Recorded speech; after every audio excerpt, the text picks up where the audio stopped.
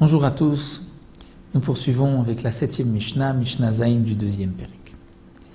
La Mishnah nous enseigne Amar et Aveda, Velo Amar Simanea.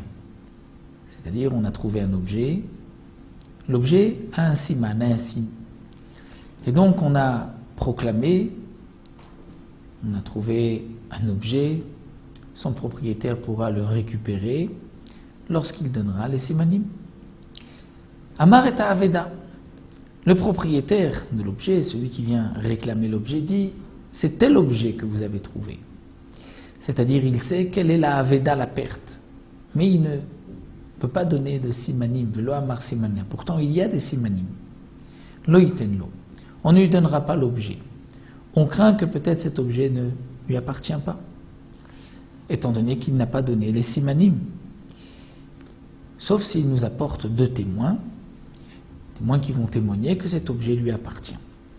Bien que nous n'avons pas au départ précisé quel était l'objet, et il sait nous dire que c'est tel objet que nous avons trouvé, malgré tout, puisqu'il y a des simanim et qu'il ne donne pas les signes, on ne lui donnera pas.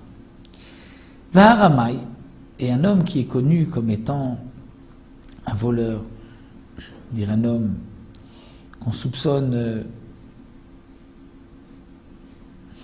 de vouloir, dans ce cas-là, s'emparer d'un objet qui ne lui appartient pas. Alors, Afalpi Shamar Simanea, même si il a donné les simanim lo iten, on ne lui donnera pas.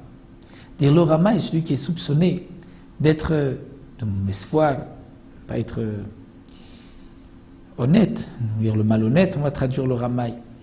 Même si il donne les simanim, on ne lui donnera pas. Donc, bien sûr, c'est dans le cas où on savait auparavant que cet homme-là est malhonnête. Chez Nehemar, comme c'est marqué dans le pasuk, Aderosh achicha oto.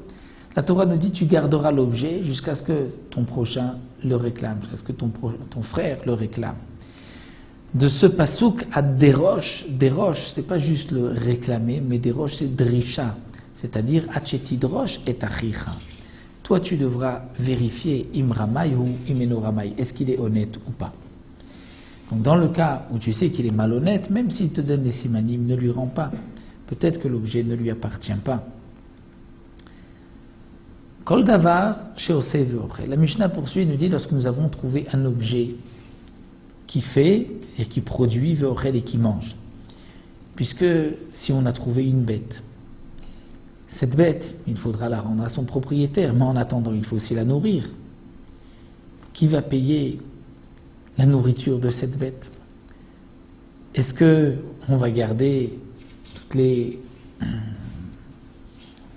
toutes les factures de nourriture et ensuite on les donnera au propriétaire lorsqu'il viendra réclamer sa bête? Alors la Mishnah nous dit non. Kol davar sheoseh ve'ochel ya'aseh ve'ochel. Si c'est une bête qui produit, on la fera produire, ve'ochel et elle mange, ve'yochal elle mange. C'est-à-dire on a trouvé des poules, avec l'argent qu'on récupérera des œufs, on la nourrira. On a trouvé une vache, on vendra son lait et on la nourrira. On a trouvé un mouton, on utilisera sa laine. Et pour quelle raison on ne vendrait pas la bête et on garderait l'argent pour son propriétaire? C'est parce qu'un homme préfère retrouver sa bête. Il a déjà l'habitude de cette bête. Et elle a l'habitude de son maître. Donc c'est plus facile pour lui, lorsqu'il récupère sa bête, d'avoir cette bête-là plutôt que d'en acheter une autre. C'est pour cela que on va demander à celui qui a trouvé la bête pendant un certain temps de garder, de s'occuper de la bête, de l'élever, pour ensuite la rendre au propriétaire. Mais bien sûr, comme la Gemara le précise, et le Barthénora nous le rapporte ici, il y a un temps, dire si c'est une poule ou une vache, jusqu'à 12 mois, on les gardera, mais ensuite on les vendra. Il y a d'autres bêtes où c'est 3 mois, d'autres juste 3 jours. Tout dépend quelle est la tira, c'est-à-dire la difficulté de s'occuper de cette bête. Mais en tout cas, on fera le maximum pour que le propriétaire puisse retrouver la bête qu'il a perdue. Donc, kol davar sheoseh ve'ochel, toute chose qui produit et qui mange, ya'aseh ve'ochel, on la fera produire, ve'yochal, elle mangera. Mais davar shenoseh ve'ochel, mais si on a trouvé un objet qui, donc, chez Enosev Ochel, dire si on a trouvé une bête qui ne produit pas suffisamment par rapport à ce qu'elle mange, alors là, dans ce cas-là, Yimacher, on la vendra. Chez Neymar, comme c'est marqué, Vehaché Votolo, c'est-à-dire que tu lui rendras l'objet qu'il a perdu, la bête qu'il a perdue, mais Réé, fais attention, et Arteshivenulo, comment tu vas lui rendre? Tu ne peux pas lui rendre la bête avec des factures qui sont plus élevées que le prix de la bête elle-même. Donc si la bête, c'est vrai qu'elle produit un peu, mais elle mange beaucoup, alors il vaut mieux dans ce cas-là la vendre. Lorsque on a vendu cette bête, on gardera l'argent jusqu'au jour où le propriétaire viendra donner les simanim de la bête, et à ce moment-là on lui rendra l'argent. Mais Maïe Bedamim, entre-temps, qu'est-ce qu'on fera de l'argent? Est-ce qu'on peut utiliser, emprunter cet argent? Rabbi Tarfon Omer Ishtamesh Behem. Tu peux utiliser cet argent, tu peux en profiter, les fichar, mais c'est donc pour cela, imavdo. Si l'argent a été perdu, c'est-à-dire si tu ne l'as pas encore utilisé, étant donné que tu as le droit de l'utiliser, alors tu es responsable de cet argent, c'est comme si tu l'avais utilisé, tu devras rendre l'argent au propriétaire. Rabbi Akiva dit non, lo ishtamesh behem. On n'utilisera pas cet argent.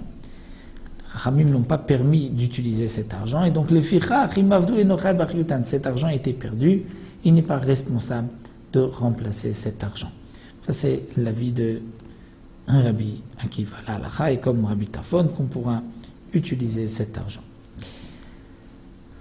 Il est rapporté dans la Gemara l'histoire de Rabbi Hanina ben Dosa qui avait trouvé des poules avec un siman à côté de sa maison et le propriétaire n'était pas venu réclamer ces poules. Il les a donc élevées, gardées, ensuite il a dû les vendre puisqu'elles dérangeaient dans son étude et il a acheté des